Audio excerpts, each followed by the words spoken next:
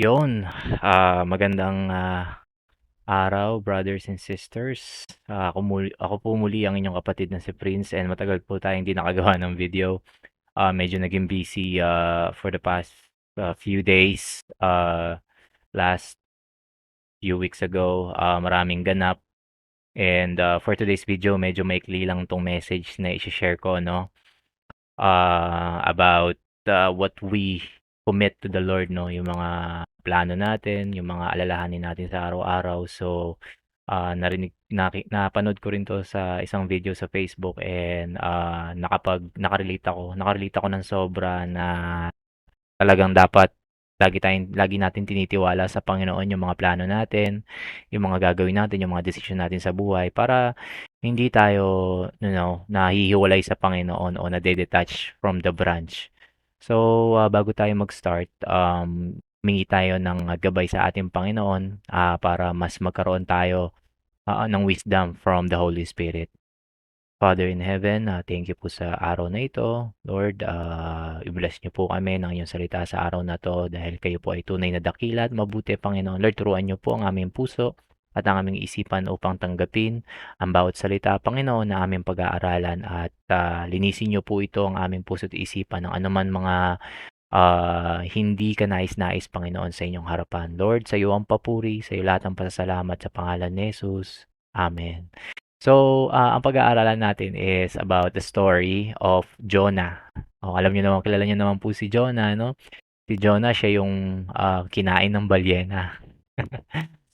So, for today's video, pag-aaralan natin, ano ba yung lesson na makukuha natin sa storya ni Jonah.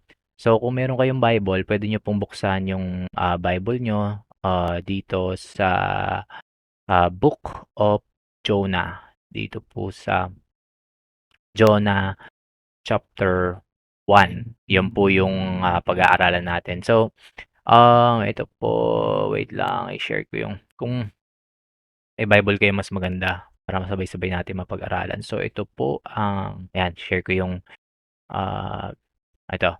So, ito yung story ni Jonah flees from the Lord. So, kasi may inutos yung Panginoon, tapos may iba siyang plano. So, let's read it. The word of the Lord came to Jonah, son of Amittai. Go to the great city of Nineveh and preach against it, because it is wickedness has come up before me.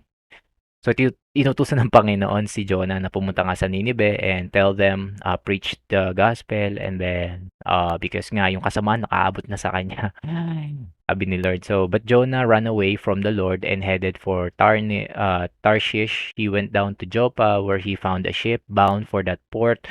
After paying the fare, he went aboard and sailed for Tarshish to flee from the Lord.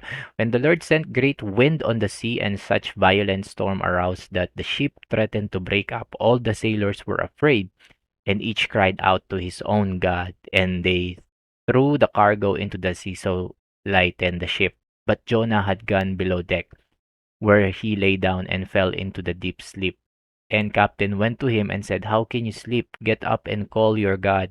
Maybe he will take notice of us, so that we will not perish." Then the sailors said to each other, "Come, let us cast lots to find out who is responsible for this calamity." They cast lots, and the lot fell on Jonah.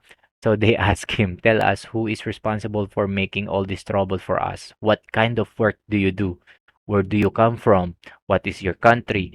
From what people are you?" He answered, "I am a Hebrew, and I worship the Lord, the God of heaven, who made the sea and the dry land."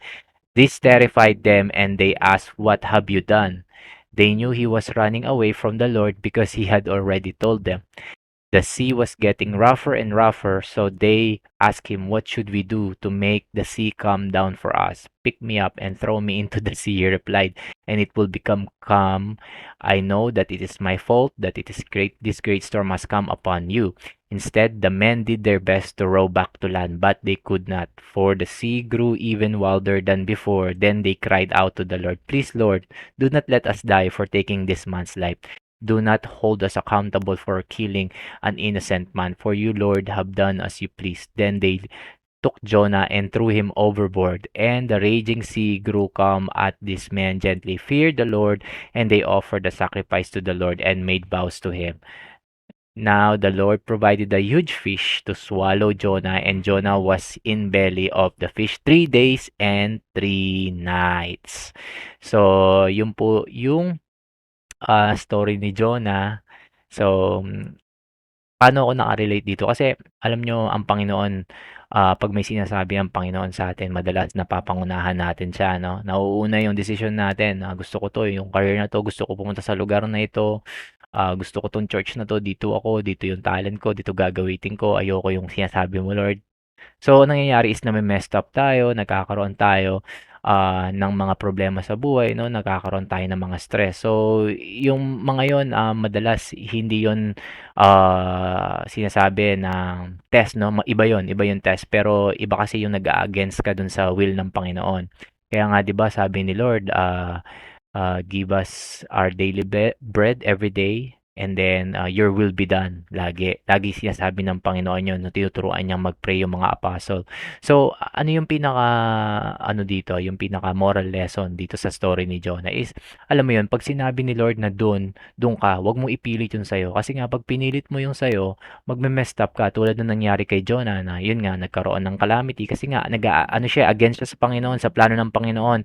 Tinatry mong pangunahan yung plano ng Panginoon, kaya ang nangyari is kumbaga nagkaroon ng mga bagyo, mga ganyan, tapos tinapon pa siya, kinain siya ng isda.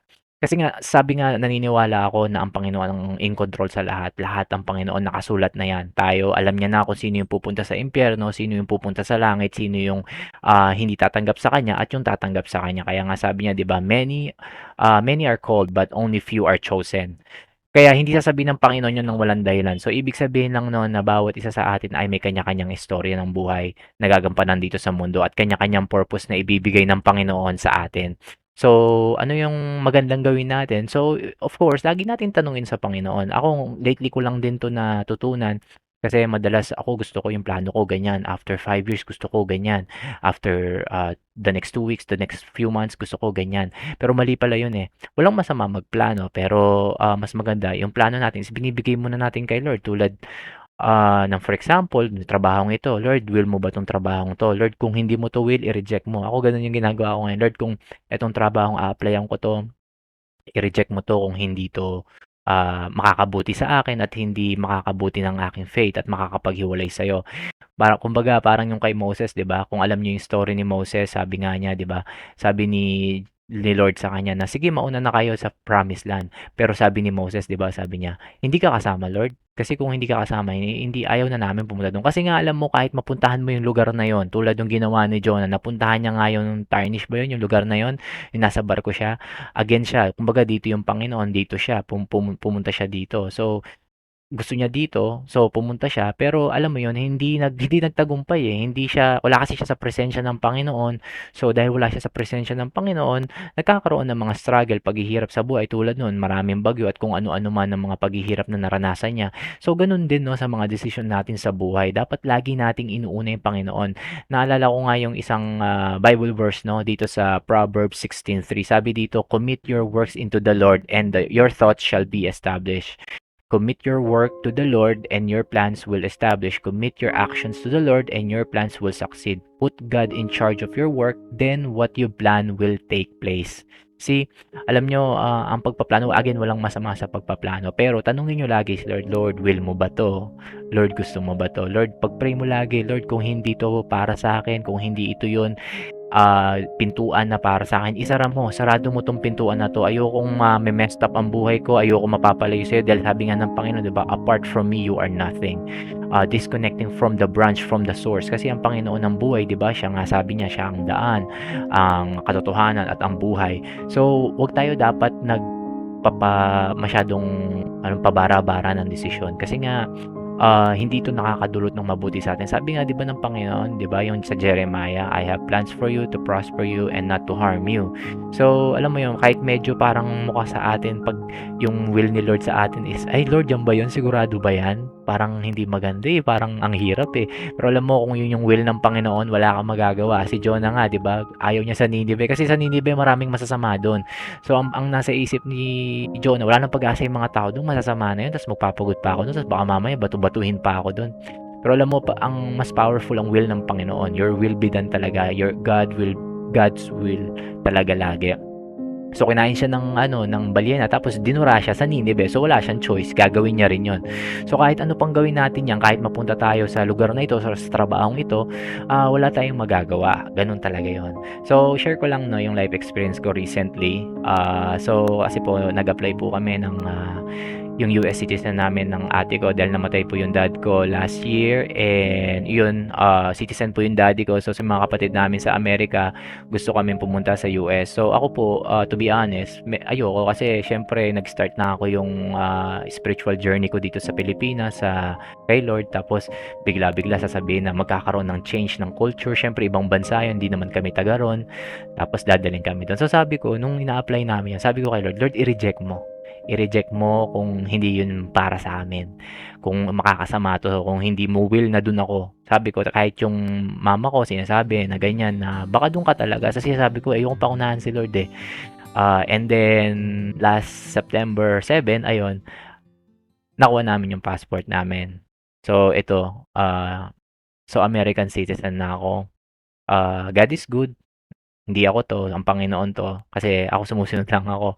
So ngayon, ang sabi ko sa Panginoon, "Lord, sure ka ba? Dun ako pupunta." So ngayon po, balak na po kaming kunin ng ate ko by next year, hopefully by January next year, para mag-start ng bagong buhay dun and of course, journey sa aking spiritual journey sa Amerika. Medyo natatakot ako siyempre sabi nga 'di ba, ang modern Babylon is America pero dun yung will ng Panginoon anong magagawa ko. So, ako po, talagang sumusunod na lang ako sa Panginoon ayoko na magplano and yun nga, medyo naging okey na rin yung health ko. Sabi ko kay Lord, "Lord, kung ayaw mo ko dun Lord, um" parang bigyan mo ako ng rason kung bakit hindi ako puwede do'n. Pero hindi na ako binibigyan ng Panginoon ng rason, eh, kasi pinagaling niya ako, okey naman ako, okey na yung sakit ko nung last time. So, wala akong choice. So, ngayon sabi ko nag-a-apply ako ngayon do'n, and then may mga nagre-respond na rin na mga employer do'n sa US na puwede kong applyan na trabaho. So, yun sabi ko siguro do'n talaga kami dinadala ni Lord para makapag-share ng gospel niya or para magkaroon ng, spiritual revival dun sa lugar na yon, with His Holy Spirit 'no, sa aming pamilya, gamitin kami, which is yun naman ang gusto ko talaga is yung purpose ko is to share the gospel. So ayun, share ko lang, natutuwa lang ako mga kapatid. So yun lang yung gusto kong i-share na maikling, video dito. Sana may natutunan tayo dun sa story ni Jonah 'no, at tsaka yung pagbi-build natin ng mga plano natin sa buhay. Again, walang masama sa pagpaplano, pero maganda ibinibigay muna natin sa Panginoon. Tanungin natin siya, "Lord, will mo ba 'to? Lord, gusto mo ba 'to? Kung ayaw mo, i-reject mo please." Kasi 'pag gano'n ang ating mga salita, nag-aano naman ng Panginoon, magre-response at magre-response siya kasi ang Panginoon hindi namimilit. Tandaan niyo may free will tayo. That's why binigyan tayo ng Panginoon ng grace, ng free will para nasa sa atin. Pero kung i-allow natin siya na, "Lord, ikaw ang mag-intervene sa buhay ko, sa pamilya ko, sa decision ko, sa mga mahal ko sa buhay. Lord, ikaw ang manguna sa kanila." Pag pinagpe-pray mo 'yon, talagang ang Holy Spirit is kikilos. 'Yun lang mga kapatid, maraming maraming salamat. Lagi kayong mag-iingat. Peace.